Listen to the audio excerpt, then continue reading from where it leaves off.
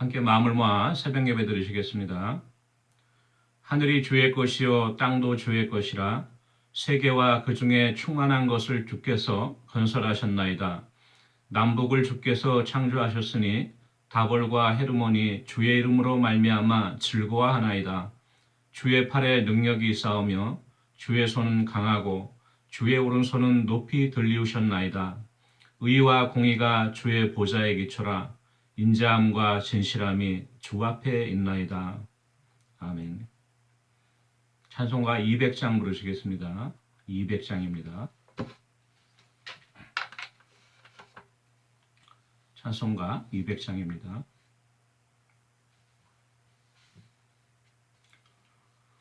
달고 묘한 그 말씀, 생명의 말씀은 귀한 그 말씀 진실로 생명의 말씀이 나의 길과 믿음 밝게 보여주니 아름답고 귀한 말씀 생명샘이로다. 아름답고 귀한 말씀 생명샘이로다. 귀한 주님의 말씀은 내 노래 되도다. 모든 사람을 살리는 생명의 말씀을 값도 없이 받아 생명길을 가니 아름답고 귀한 말씀 생명샘이로다. 아름답고 귀한 말씀 생명샘이로다. 널리 울리어 퍼지는 생명의 말씀은 마음의 용서와 평안을 골고루 주나니 다만 예수 말씀 듣고 복을 받네. 아름답고 귀한 말씀 생명샘이로다. 아름답고 귀한 말씀 생명샘이로다. 아멘. 435장 찬송가 435장입니다. 435장입니다. 나의 영원하신 기업 생명보다 귀하다. 나의 갈 길 다가도록 나와 동행하소서. 주께로 가까이 주께로 가오니 나의 갈 길 다가도록 나와 동행하소서. 세상 부귀한 일함과 모든 명예 버리고 험한 길을 가는 동안 나와 동행하소서. 주께로 가까이 주께로 가오니 나의 갈 길 다가도록 나와 동행하소서. 어두운 골짝 지나가며 험한 바다 건너서 천국 문에 이르도록 나와 동행하소서. 주께로 가까이 주께로 가오니 나의 발길 나가도록 나와 동행하소서. 아멘. 하나님의 말씀 구약성경 열왕기상 3장 16절에서 28절까지 말씀입니다. 열왕기상 3장 16절에서 28절까지 말씀, 제가 갖고 있는 성경으로 515페이지에 있습니다. 3장 16절에서 28절까지 말씀을 함께 읽겠습니다.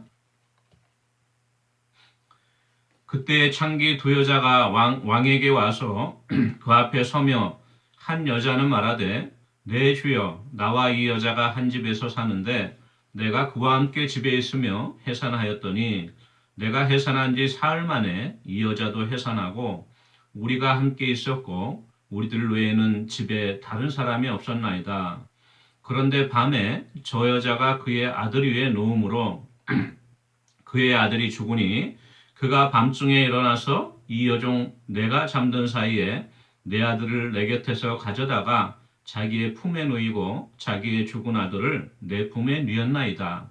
아침에 내가 내 아들을 젖먹이려고 일어나 본즉 죽었기로 내가 아침에 자세히 보니 내가 낳은 아들이 아니더이다 하매 다른 여자는 이르되 아니라 산 것은 내 아들이요 죽은 것은 내 아들이라 하고 이 여자는 이르되 아니라 죽은 것이 내 아들이요 산 것이 내 아들이라 하며 왕 앞에서 그와 같이 쟁론하는지라.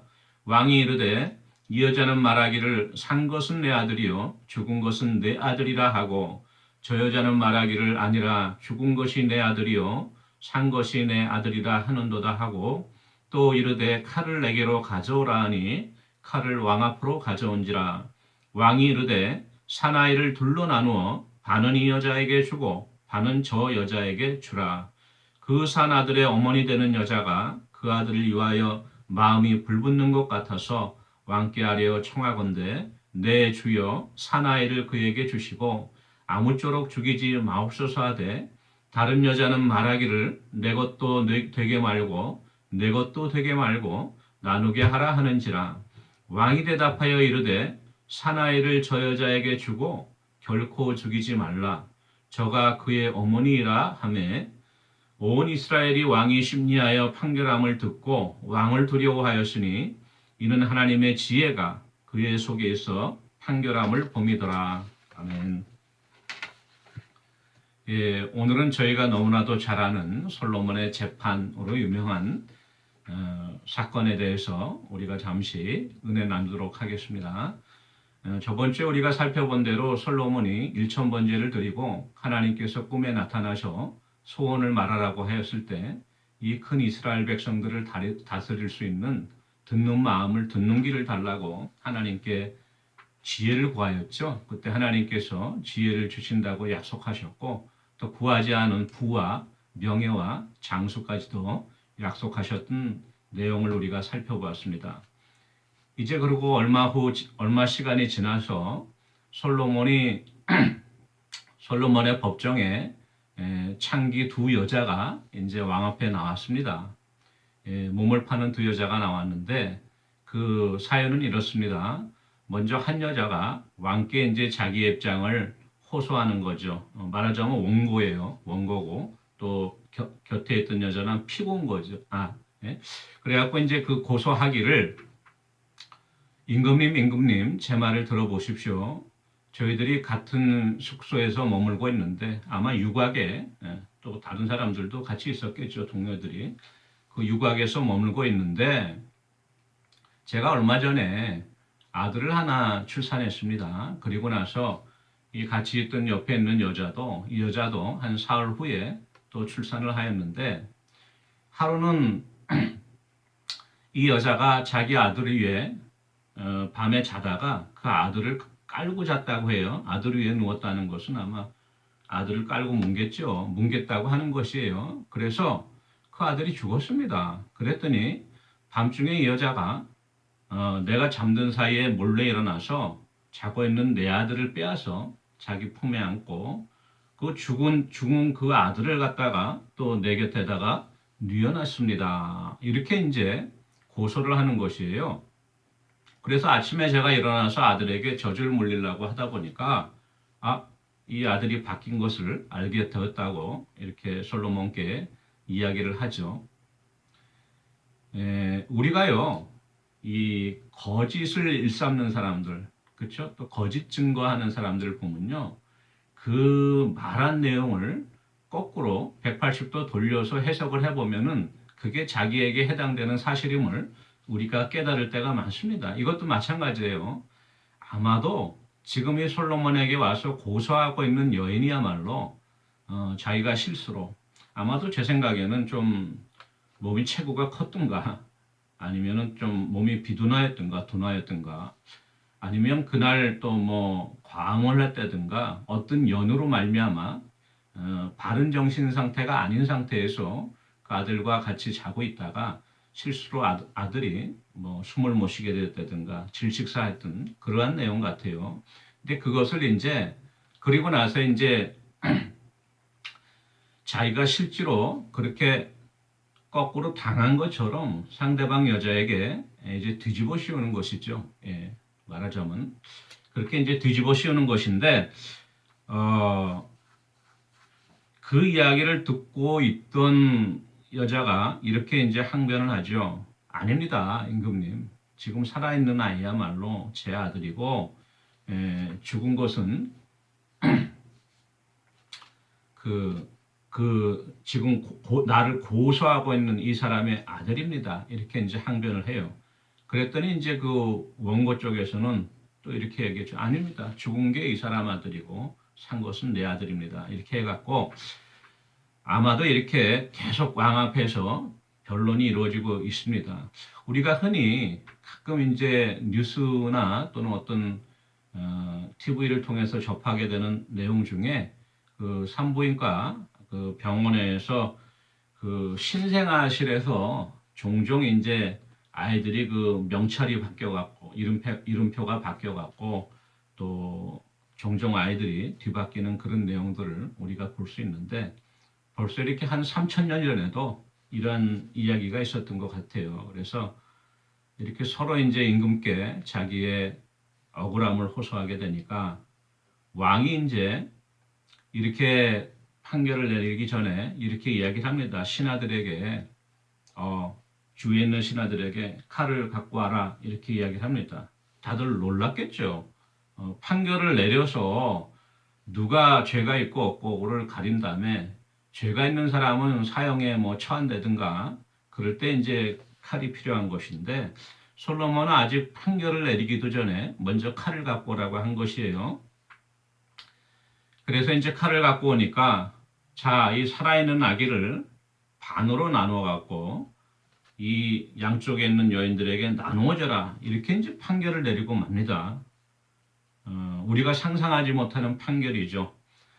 우리가 보통 이 솔로몬의 재판이 너무나도 유명한 이야기이고 세상 사람들도 다 알고 또 어려서부터 우리가 주일학교 때부터도 흥미롭게 들었던 이야기 때문에 늘상 솔로몬의 재판하면은 이 아이를 칼로 갖고 오라 그래서 둘로 나눠 주라 그랬다. 이게 참 지혜로운 판결이다 이렇게 알고 있지만 막상 솔로몬이 이 판결을 내리기 전에 이러한 상황 가운데서 이렇게 솔로몬과 같이 판결할 수 있는다는 건 상상할 수가 없어요. 사실상 그렇죠. 오늘날 비슷한 케이스로 만약에 그 두 엄마들이 헌법재판소에 가서 또 재판관에게 소송을 걸고 또 변호사를 고용하고 또 검사를 고용하고 해갖고 재판이 진행 중이라고 생각해 봅시다. 아마 미국의 연방재판소의 최고 대법관일지라도 이걸 어떻게 해결할 수 있는가?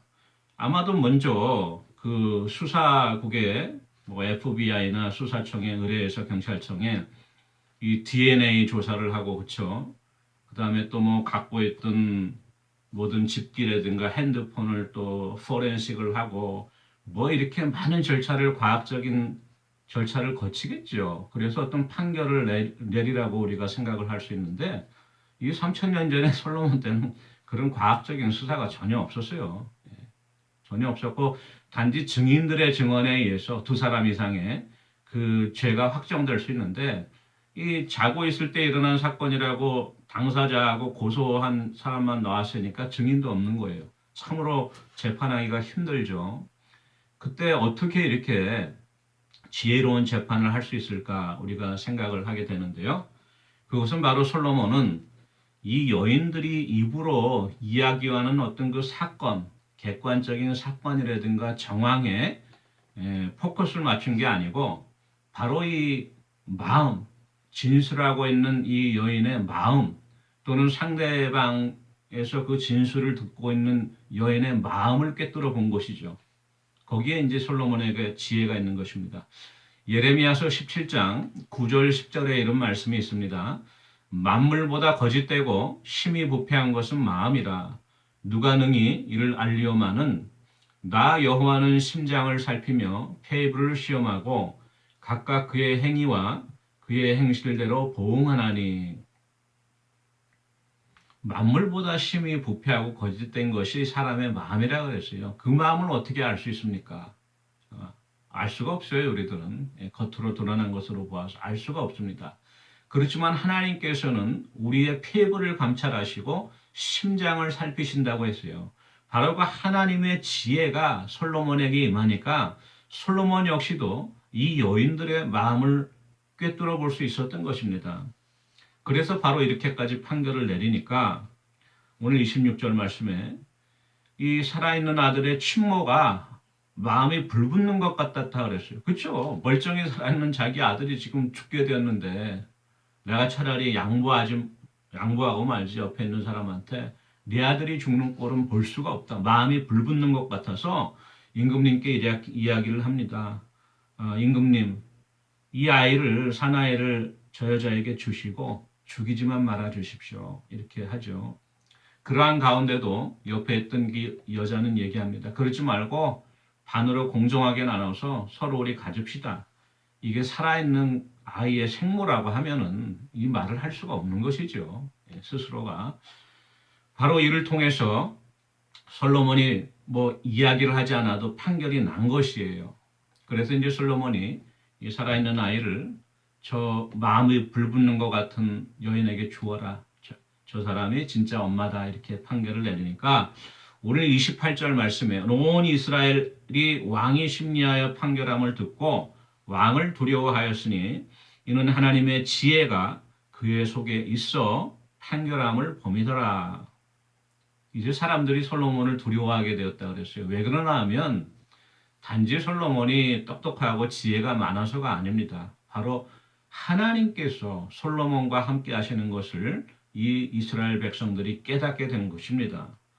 남녀노소를 불문하고 우리에게 하나님의 지혜가 있을 때, 그 하나님의 지혜에 따라서 우리가 말하고 행동하였을 때 주위에 있는 사람들이 하나님께서 그 사람과 함께함을 느끼는 것이에요. 영적으로 깨닫게 되니까 그 사람을 두려워하게 되는 것입니다.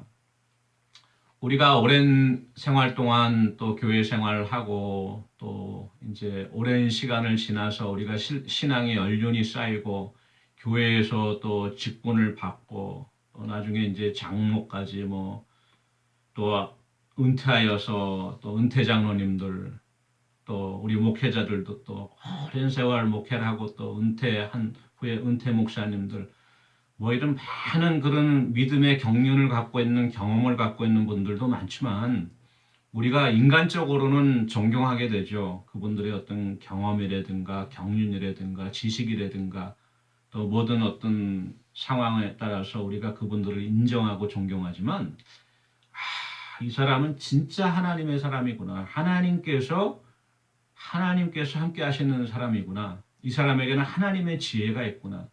하나님 성령께서 항상 이 사람을 통해서 역사하시는구나. 이렇게 우리가 느끼게 되는 경우는 많지는 않습니다. 안타깝게도. 그렇지만도 이 솔로몬은 아직 청년일 때 아니에요. 자기는 아이라고 아직 부족하다고 사람을 어떻게 재판할지 모른다고 하나님께 지혜를 구했는데 바로 하나님의 지혜가 함께하니까 온 이스라엘 백성들이 솔로몬을 두려워하였다. 이렇게 이야기를 합니다. 저희들도 마찬가지인 것 같아요. 저희들이 항상 하나님의 지혜를 구하고 하나님의 말씀을 늘 묵상하고 또 하나님의 말씀대로 말하고 행동할 때에 주위 사람들이 우리를 통하여 하나님께서 살아계시고 또 우리의 삶을 통해서 역사하시는구나 우리가 깨닫게 될 때에 우리가 많은 사람들을 또 주님께로 인도할 수 있는 그러한 은혜도 있으리라고 믿습니다. 마지막으로 오늘 솔로몬의 재판을 통하여 우리가 깨달을 수 있는 것은 바로 이 정의, 공의와 사랑이라고 하는 것은 분리되어지지 않는 동전의 양면과 같다는 것을 우리가 깨달을 수 있습니다.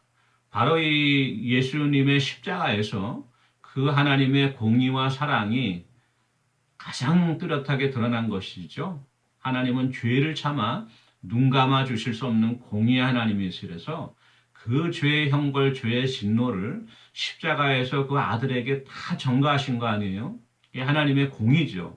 그렇지만도 그를 통하여 또 죽을 수밖에 없던 우리 죄인들을 구원에 이르게 하신 그 무한하신 한없으신 은혜와 긍휼이 풍성하신 하나님의 사랑이 그 동일한 십자가에서 우리 가운데 임하였던 것을 바라볼 때 바로 하나님의 공의와 사랑이라고 하는 것은 뗄래야 떼어질 수 없는 하나님의 속성 또 하나님의 우리를 향하신 그 섭리라고 우리가 바라봐야 되는 것이죠.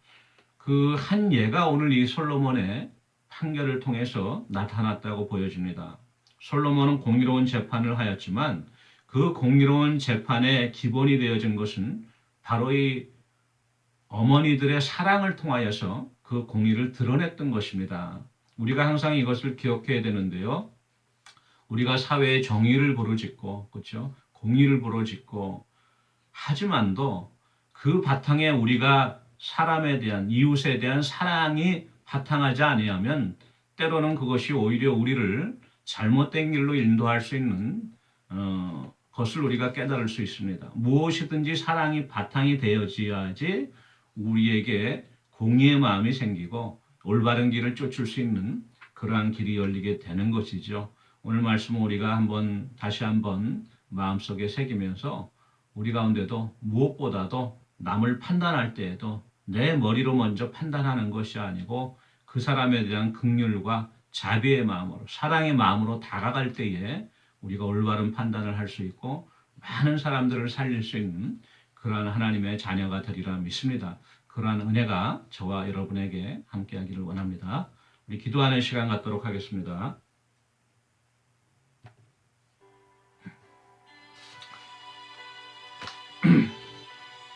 예, 우리 교회에 세우신 우리 직분자들과 또 우리 담임 목사님, 또 저를 비롯한 목회자들, 또 목자, 부목자들이 늘 하나님의 지혜를 구하여서 많은 사람들을 사랑으로서 또 지혜로서 이끌 수 있는 그러한 하나님의 신실한 청지기들이 되기 위해서 기도해 주십시오. 우리 성도들, 육신이 연약한 성도를 위해서 기도하기 원하는데요. 좀 이름이 많지만 우리 기억나시는 분들 우선 기도하면 좋겠습니다.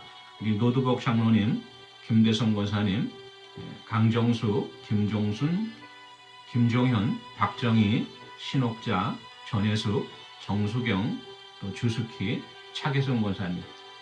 크고 작은 아픔들이 다 있으세요. 우리 기억나시는 대로 이분들 위해서 우리 같이 기도하기 원합니다.